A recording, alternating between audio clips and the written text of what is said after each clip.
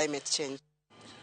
Chenro mar nyuolo teko stima kokalo e teko mar chieng en yo manyalo kelo tije ne jo ohala matindo ahinya to e kor gwenge ma teko mar stima pok ochopie makare. E romo magalamoro ma obagi kuom ndalo 4 gi riwruok mar China mong'ere kaka Odyssey kaachiel gi riwruok mar WWF ma pachoka,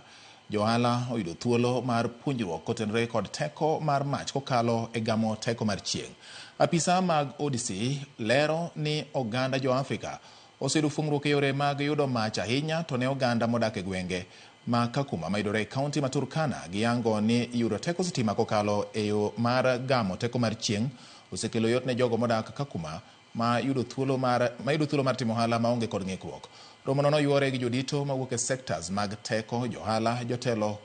kod jotelo mamoko mag counties.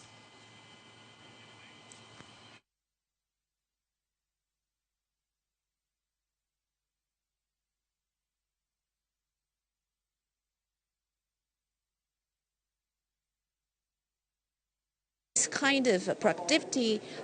commercial kit powered by the sustainable energy, and we can also provide them the products working with the local partners, and then they just sell it and then they can make money out of it, and it can increase the job opportunities, and it can also increase the tax to the government. So I do think this is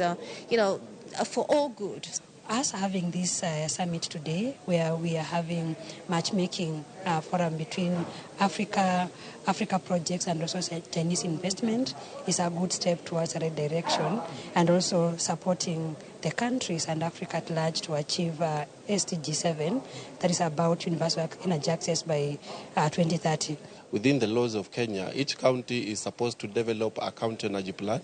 which once the county has developed the energy plan, they have to proceed towards the investment and the implementation of the plan. So you find that it's very difficult for most counties to implement these plans when they don't have those resources. So today's summit is very key, because if you look at it, we are bringing on board various partners and key players in the energy sector, whom it means they will be able to support the counties to implement the